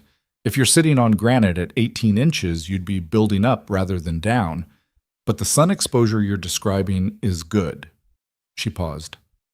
"Better than good." He was looking at her in the particular way he'd developed over the winter, not the narrow, assessing look of the first weeks, but something more open, something that had room in it. "You know about gardens?" "My grandmother kept one. I kept it with her from the time I was 7 until the year she died."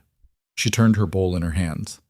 "There's something about a garden, the way it requires you to think in seasons rather than days. You can't be impatient with a garden. It runs on its own schedule, and you either respect that or you don't eat." "Sounds like the mountain," he said. She considered that. "Yes," she said, "but more forgiving." He was quiet for a moment, then, "I have seeds. In the supply chest, the sealed tin near the bottom. I brought them up 4 years ago. Thought I might try, but never—" He stopped, shrugged, which was his shorthand for a longer explanation he'd decided wasn't necessary.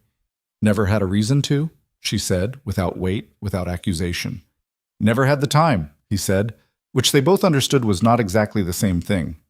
She nodded, didn't push. "What kind?" "Turnip, beet, carrot." He paused. "Some squash, I think. Might not be viable anymore after 4 years." "We can test them," she said, "before the ground thaws. Wet cloth, warm corner of the cabin. Anything that germinates in the first 10 days is still good." She looked at the fire. "If the shelf is what you're describing, and if the seeds test out, we could have root vegetables by September. Not abundance, but enough to change the winter supply calculation significantly." Silas looked at the fire beside her. Something in the line of his shoulders had settled, the way a thing settles when it finds the position it was meant to hold. "We," he said. It wasn't a question. It wasn't quite a statement. It was something in between, a word held out carefully, the way you hold out your hand to an animal you're not entirely certain of yet. Abigail looked at him. "We," she confirmed, with the same quiet certainty she'd used the night she told him she'd run the trapline. As a fact. Established. Not requiring extended discussion.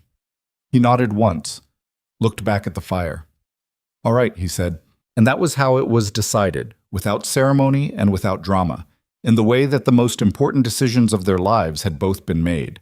Not in a grand moment, but in a quiet one, by two people who had both learned through very different paths that the things most worth having rarely announce themselves with fanfare. March arrived and the mountain began its slow, grudging negotiation with the season. It was not a quick process. The Black Ridge Range did not surrender winter casually. It released it in increments, a degree at a time, the snowpack compressing and crusting over rather than melting cleanly, the trees dripping in the afternoons and freezing again at night, so that the forest glittered in the morning with a cold that still had teeth. But the light changed. That was the thing you noticed first, before the temperature, before the melt. The light came in at a different angle, stayed longer, carried something in it that winter light didn't have, a quality almost like intention, as though it had somewhere to be. Abigail noticed it one morning in the second week of March, standing at the cabin window with her pine needle tea while Silas was still lacing his boots for the trapline, and something moved through her that she hadn't felt in a long time. Not happiness exactly. Happiness was too simple a word for something this layered. But its more durable cousin. Contentment. The specific, earned contentment of a person who has come through something that tried to break them and has emerged with more rather than less. She thought about the day she'd walked across the snow toward this cabin, the way she'd counted every step with her staff, not permitting herself to slow down or to think too hard about what it would mean if the smoke turned out to be something other than what she hoped. She thought about the door opening and the large, bearded, deeply skeptical man on the other side, and the bare calculation she'd offered him. I have a flint and a knife. I'll work for what I need. She had meant it, and she had done it, and whatever came next, that was a fact that belonged to her in a way that nothing could touch. "You're thinking again," Silas said from behind her. He'd come up quietly, the way he moved through the cabin, with the unconscious, trained silence of a man who'd spent 11 years in a forest. "I'm always thinking," she said. "This is the particular kind," he said, "where you go very still." She turned from the window. He was standing near the table, fully ready for the trapline, studying her with the open expression that had replaced the narrow one sometime in January and never gone back. "I was thinking about the day I arrived," she said. "Were you?" "I was thinking about what I said to you at the door." She wrapped both hands around the cup. "That I'd work for what I needed." "I remember. I didn't know then what I needed," she said. "I thought I did. Food, shelter, warmth, enough time to think about what came next. Survival requirements." She paused. "I didn't know the rest of it was missing until it wasn't." Silas was quiet for a moment. He had the look of a man who is following something carefully because he understands it matters and doesn't want to lose the thread. "The rest of it," he said. "Someone who looked at me and saw what was actually there," she said simply. "Not what I cost, not what I required. What was there?" He held her gaze steadily. "I saw it on the first day," he said. "When you came through the door. I didn't know what to do with it, but I saw it." "I know," she said. "That's why I stayed." He picked up his pack from the hook. At the door he paused, which was not his usual practice. Silas left and returned with the same efficiency he brought to everything, without theatrical pausing. "The seed tin," he said. "Bottom of the chest. Try the squash first. If anything's going to surprise you after 4 years, it'll be that." She looked at him. "For the garden," he said, with the elaborate casualness of a man who has thought about something considerably more than he intends to admit. "I know what it's for," she said. He went out. She heard his boots on the frozen ground, steady and even, until the forest took the sound. Then she put down her cup and went to the supply chest and found the seed tin at the bottom, exactly where he'd said. Spring came to the Black Ridge Range the way it always had and always would, on its own schedule, indifferent to how badly it was wanted, arriving first in the places that faced south and last in the shadows of the north-facing rocks, where winter liked to linger longest. By the middle of April, the shelf of ground east of the cabin was clear of snow for the first time, and Abigail stood on it in the thin spring sunlight with a stick and tested the soil depth in a dozen places, while Silas stood at the edge of the cleared ground and watched. 14 inches at the shallowest, she reported, 2 feet plus along the southern edge where the drainage is best. She straightened, pressing a hand to her hip in the automatic, unself-conscious way she'd stopped hiding around him sometime in February. "The squash will need the south edge. Everything else can go in rows across the main section." "How do you want to lay it out?" he said. She looked at the shelf of ground. In her mind, she could already see it. Not as it was, bare and frost-hardened, but as it would be in July, in August, the green architecture of a working garden in full season.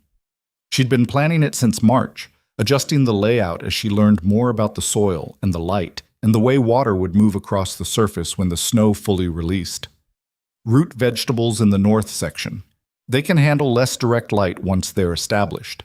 Greens in the center where the soil is deepest. Squash along the south edge where the sun hits longest. She looked at him.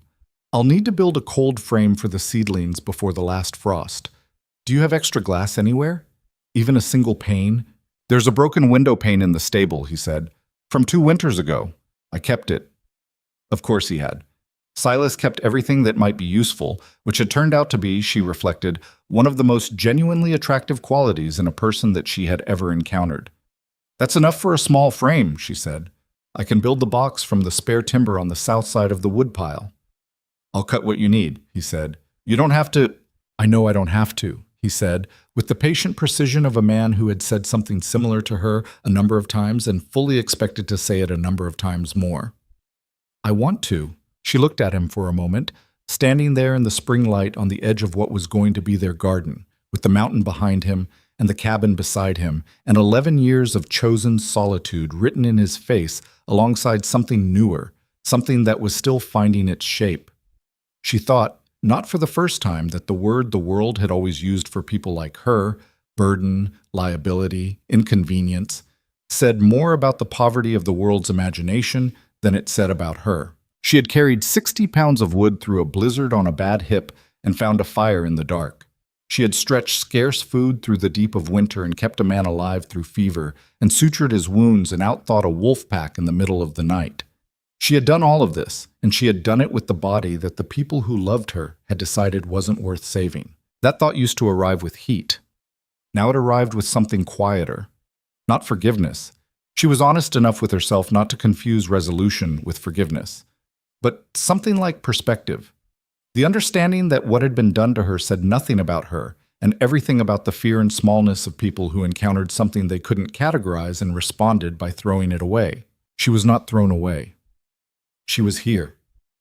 She was exactly where she was meant to be, on a mountain that had tried to kill her and failed, in a life she had built with her own hands from the materials available. "All right," she said, "cut the timber. I'll plan the frame dimensions tonight." They broke ground in the third week of April, working the shelf together on a morning that was cold enough to see their breath, but warm enough that the soil turned without breaking, the frost gone from the top 8 inches for the first time. Silas handled the heavier turning with a spade, while Abigail worked behind him on her knees, breaking clods and removing stones and checking the texture of the soil with her hands, the way her grandmother had taught her. Feeling for the composition that told you whether you were working with something alive or something merely inert. It was alive, thin and rocky in places, needing amendment, but alive.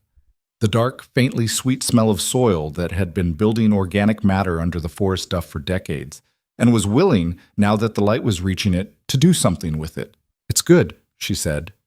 She was kneeling in the turned earth with her hands in it, and she was smiling in the unguarded way she smiled when something turned out better than she'd allowed herself to hope. "Better than I expected. We'll need to add what we can from the stable compost, but this is genuinely good ground, Silas." He was leaning on the spade, looking at her with the expression she'd stopped noticing consciously, because it had become the ordinary texture of how he looked at her, that open, recalibrated expression that had been replacing the old narrow one inch by inch all winter. "My grandmother would have said the same thing," he said. She looked up, surprised. He rarely mentioned family, rarely mentioned any life before the mountain. He seemed to recognize the rarity of it himself. "She kept a garden," he said, "back in Ohio, big one. She used to say," he paused, the way he paused when he was being careful with something. "She used to say that a garden was the most honest relationship you'd ever have. It gave back exactly what you put in. No more, no less." Abigail sat back on her heels and looked at the turned earth and thought about that. "She sounds like she was a wise woman." "She was the wisest person I knew," he said simply, "and the most patient." "You should have introduced me," she said. He looked at her for a moment. Something moved in his face, past the habitual reserve, into something genuine and almost young. "She would have liked you," he said. "Very much." They worked until noon when the spring sun was high enough to carry actual warmth on its surface, and the turned earth steamed faintly in the way that good soil steams when it wakes up. Abigail's hip was aching from the kneeling, and she'd switched to a low stool Silas had built for her without being asked, sometime in February, that she used for work close to the ground. She hadn't commented on it when he produced it. She'd simply used it. Some things didn't require words, and she'd learned, living with Silas Granger, that identifying which things those were was its own kind of skill. In the second week of May, the Harrow Pass opened. She knew it before Silas told her. She'd been watching the snow level on the peak above the pass approach for 2 weeks, counting degrees and making calculations, and she knew within 2 days of when it would happen. When Silas came back from a ranging trip north and said the pass was clear, she nodded and said, "I thought it would be today or tomorrow." He looked at her. "You've been tracking it." "Since April." she said. He set down his pack. He didn't ask why she'd been tracking it. He knew why she'd been tracking it. It was the same reason he'd gone to check it this morning without mentioning he was going to. They both needed to know. She'd thought about this moment through the winter, about what she would feel when it came. She'd expected something more complicated than what she actually felt. Some unresolved pull toward the world on the other side of the mountain, or grief for the family she'd never fully had, or anxiety about what choosing this particular life over the alternatives meant. She'd expected the complexity that decisions of this magnitude are supposed to carry. What she felt, standing in the May light with the pass open behind the peaks, was very simple. She was home. Not in the sense of a place she'd been before, in the sense of a place that matched the shape of who she actually was, who she discovered herself to be over the course of a winter that had asked her everything and gotten honest answers every time. "I'm not going through it," she said. Silas, who had been watching her with careful attention, let out a breath that was not quite audible. "No? No." She turned from the direction of the pass to look at the cabin, at the cold frame with its green seedlings already showing through the glass, at the turned earth of the garden in its careful rows, at the woodpile she'd maintained all winter, at the stable where Colt regarded the spring morning with her customary composed indifference. She looked at all of it and felt the particular satisfaction of a person looking at something they have had a hand in building. "I have seeds in the ground," she said. "I'm not leaving seeds in the ground." Silas said nothing for a long moment. She could see him, in her peripheral vision, looking at the same things she was looking at. The cabin, the garden, the evidence of a winter survived and something more than survival achieved. "The cabin needs a second room," he said finally, in the tone of a man approaching a practical matter. She looked at him. "It does," she agreed. "The north wall is the logical extension. The roof line already runs in that direction, and the existing structure can take the load if we sister the joists on the east side." He blinked. "You've been thinking about this?" "Since January," she said. "Since January." "The night you asked me about staying," she said. "While you were looking at the fire, I was looking at the north wall." He stared at her for a moment. Then he looked at the north wall of the cabin with an expression she could only describe as outmaneuvered. Not unkindly, but genuinely, the expression of a man who has realized that several conversations he thought were preliminary were actually conclusions that had already been reached. "The timber on the east slope is good," he said at last. "There's a stand of mature spruce that needs thinning. I've been thinking about it for a year. How many trees would we need?" He thought about it. She could see him doing the calculations the way he did all calculations, thoroughly and without rushing. 20, maybe 22 if we want the ceiling high enough. "Then we start after the garden is established," she said. "June at the earliest. The seedlings need another month before they don't need daily management." "June," he agreed. She turned back to the garden and picked up the small trowel she'd been using to thin the carrot seedlings before this conversation had begun, because the carrot seedlings needed thinning regardless of what was being decided about the larger shape of their lives. And she was a person who finished what she started. She heard Silas behind her, the sound of him picking up the spade, the particular rhythm of his footsteps crossing the cleared ground to the section he'd been working on the previous day. He moved up beside her and began working the adjacent row, and they were quiet together in the May sunshine in the way they were quiet together best, which was not like silence at all, but like conversation conducted through the medium of proximity and shared work. "Abigail," he said after a while. She kept her hands in the soil. "Yes." "The gold I mentioned. In the supply cache." He paused. "I wasn't offering it as a way out. I want you to know that. I offered it because I thought—" He stopped. Restarted with the deliberateness he brought to things that mattered.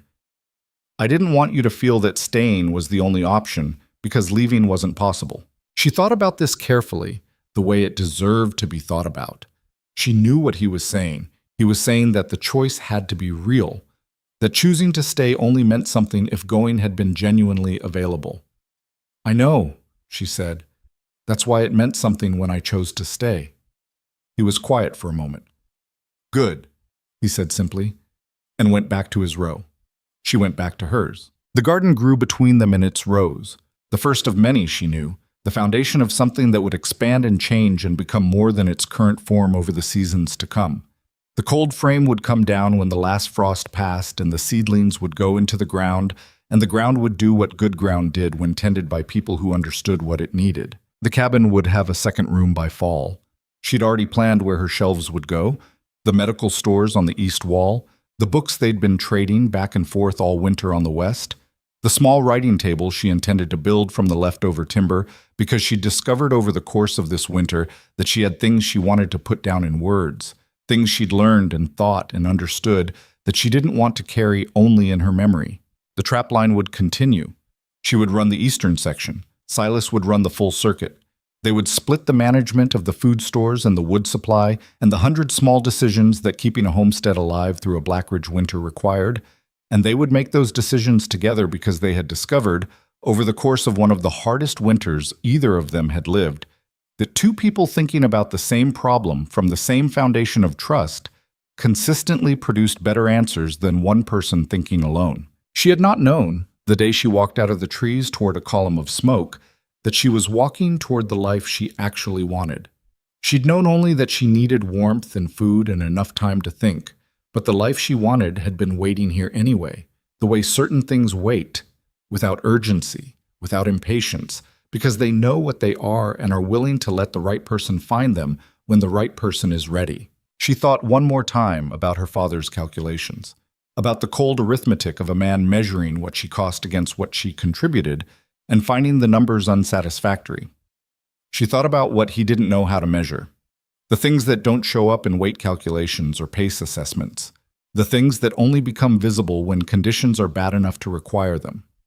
Steadiness, resourcefulness, the ability to look at a situation with clear eyes and find the workable path through it when the obvious path has closed. Her family had left her to die in a mountain pass. She had not died. She had done something considerably more permanent than survive. She had built. She pressed her hands into the good dark earth of the garden and felt the living complexity of it against her palms, the weight and texture of something that was already, in its slow vegetable way, becoming what it was meant to become. Above the eastern ridge, a hawk turned in the warm May air, riding a thermal with the effortless patience of something that had learned to use what the world offered rather than fight against what it withheld. Abigail Rowan watched it for a moment, her hands in the earth, the sun on her back, the man she trusted working the row beside her. Then she bent back to the work. There was so much of it, good work, work worth doing. The garden was only the beginning. She intended to be here for all of it,